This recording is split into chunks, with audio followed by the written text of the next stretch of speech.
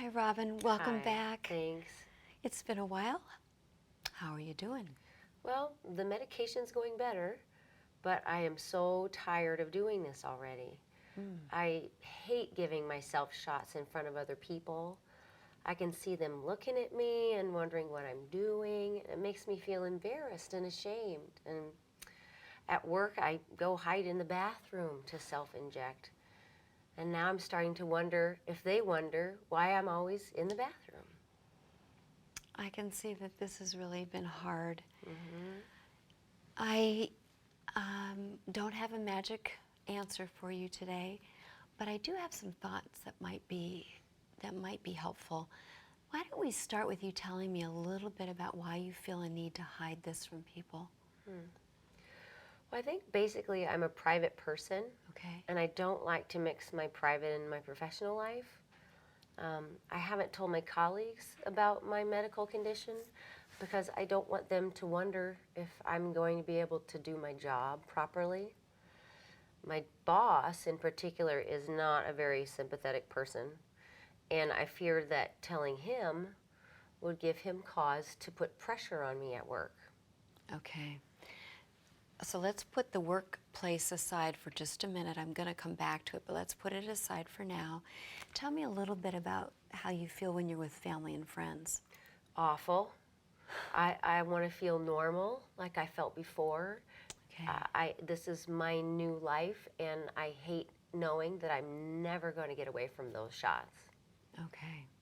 How do you feel about self-injecting, just as a general way of treating the disease? Well, at first I was devastated, Yeah.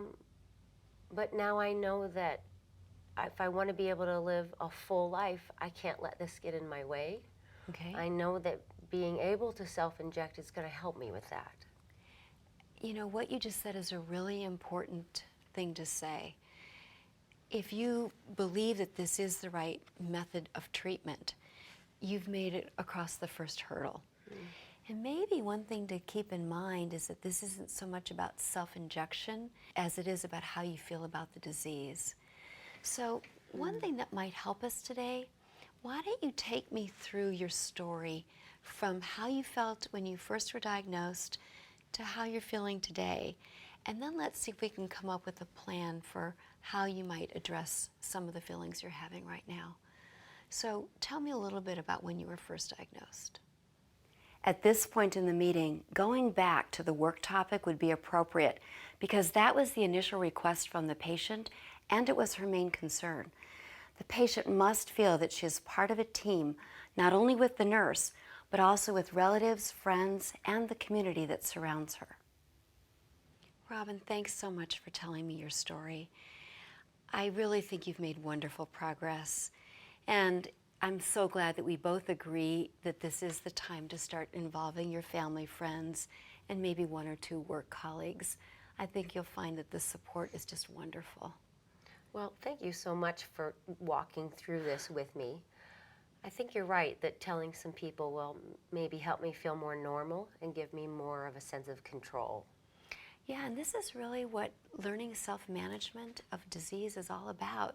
Having the insight to understand how you're feeling, practicing your skills, making sure that you're injecting correctly, and then sort of sticking with the game plan or staying motivated to really be successful. And you're doing all those things. So I'm really proud of you. Thanks. And next time, I want a good report. Okay.